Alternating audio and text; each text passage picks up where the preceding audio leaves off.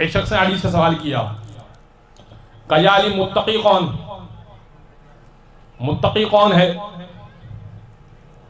فرمایا کہ متقی وہ کہ اگر دیکھیں میں تو یقیناً متقی نہیں ہوں، امام نے جو تعریف دی اس حساب سے امام نے کہا کہ متقی وہ کہ اگر اس دیوار کو اشارہ کر کے کہے، ایک دیوار مولا کے ساتھ تھی، کہا کہ اگر اس دیوار کو اشارہ کر کے کہے کہ یہ سونے کی ہو جائے تو وہ تو سونے کی ہو جائے۔